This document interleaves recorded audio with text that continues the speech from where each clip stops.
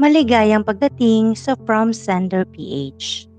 Dito, bawat kwento ay parang liham. May kirot, saya, aral, at pag-asa. Sa liham ng buhay, kwento ng puso, maririnig mo ang mga tunay na salaysay ng pag-ibig, pamilya, pagkakaibigan, pagkabigo at tagumpay.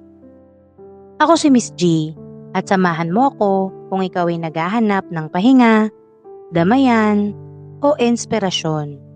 Sama-sama nating pakinggan ang mga kwentong hindi kailanman naluma.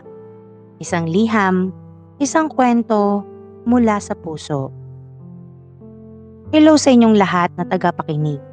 Ako si Sandro, 28 years old, typical millennial. Laging busy sa work, mahilig sa memes, tapos pasok din ako sa mga bagong apps, lalo na sa dating apps. Sa Tinder, Bumble, Ocupid, and so on. Diba sa mga apps na yon, parang supermarket ng people? Pili ka, check mo, swipe left, swipe right. Pero minsan, yung mga best options, bigla na lang mawawala. Kaya ito ang kwento ko tungkol sa isang girl na nag-ghost ko. Oo, ako yung sender, yung nang-ghost. Nung nag-umpisa kaming mag-usap ni Belle, fresh lang kami pareho sa apps. May ganun tayong instant connection. Funny siya, tapos mahilig din siya sa indie bands at same din kami ng taste sa mga movie. We hit it off fast. Ang saya ng mga usapan namin. Parang mga inside jokes na nanggagaling sa memes na pareho naming naiintindihan. Uy, game tayo mag-coffee this weekend? Tanong niya. Sure, I'm down. Sagot ko.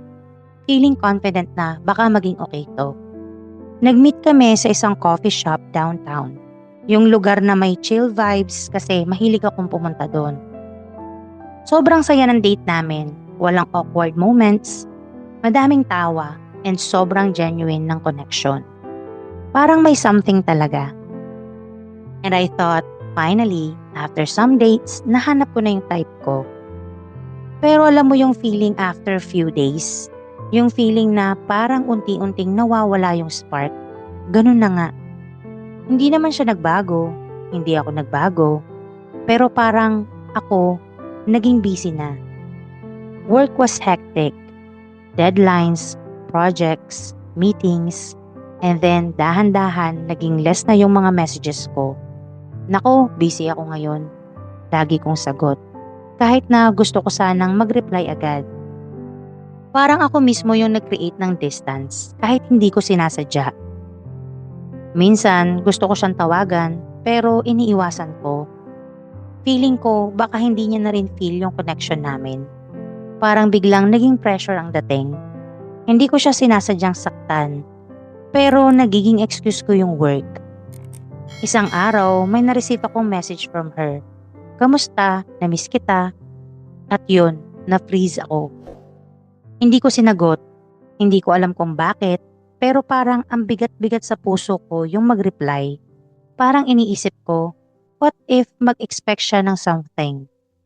What if hindi ko kaya? Kaya sinabi ko sa sarili ko, mas okay na hindi na lang ako sumagot.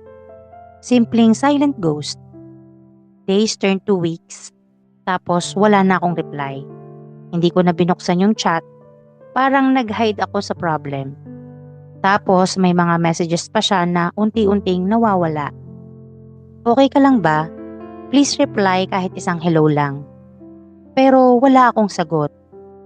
Hindi ko siya sinara ng ganun lang, pero parang ayaw ko nang harapin. Sa likod ng utak ko, alam ko mali ako. Pero ang hirap tanggapin na kailangan ko munang mag-focus sa sarili ko kahit na may taong naghihintay ng sagot mula sa akin. Minsan naiisip ko kung anong feeling niya. Siguro nasaktan siya, nalito, nag-doubt sa sarili.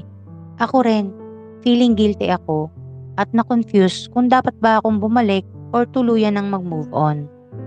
Isang gabi habang nag-scroll ako sa social media, nakita ko na nag-post siya. Mukhang masaya na siya.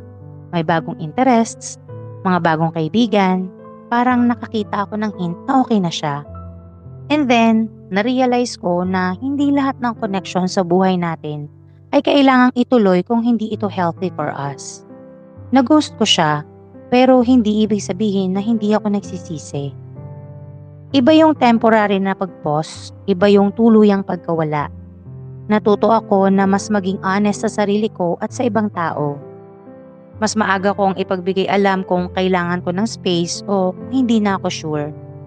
Kasi sa bandang huli, respeto ang mahalaga sa sarili at sa iba. So yun yung kwento ko tungkol sa ghosting. Minsan hindi naman natin sinasadya, pero ang epekto, damang-dama ng kabilang side. Maraming salamat Sandro sa katapangan mong ibahagi ang kwento mo. Alam namin na hindi madaling aminin ang sarili nating pagkukulang, lalo na kung alam nating may nasaktan tayong tao.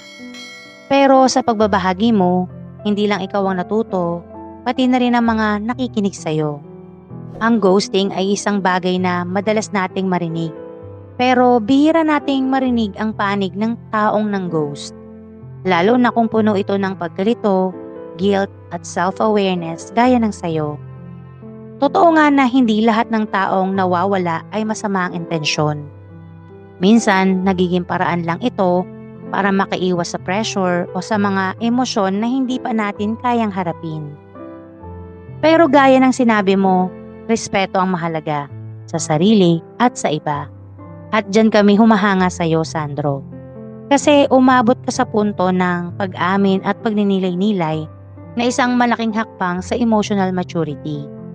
Hindi mo pwedeng baguhin ang nakaraan, pero pwede mong baguhin ang paraan ng pakikitungo mo sa mga tao sa hinaharap. At ang pagkilala sa mga pagkukulang mo ay unang hakbang para doon. Sana magsilbi itong kwento bilang paalala sa ating lahat na sa likod ng bawat swipe, chat o emoji ay may totoong tao ring may damdamin. At kung hindi na natin kayang panindigan ng koneksyon, ang simpleng katotohanan ay mas mainam kaysa sa katahimikan. Again, thank you sa honesty mo, Sandro. Isa kang paalala na ang pagiging imperfect ay parte ng pagiging tao. Pero ang pagsisikap na maging mas mabuting tao ay isang choice na kaya nating gawin araw-araw. Salamat sa pakikinig sa isa na namang liham ng buhay. Kung naantig ang puso mo, pakisubscribe ng aming channel. At huwag nyo rin kalimutang i-like, mag-comment at i-share ang kwentong ito. Kung nais mong ibahagi ang iyong storya, maaari kang mag-send sa email ad na nasa baba o sa Facebook account namin. Hanggang sa susunod na kwento, mula sa puso, from Sander PH.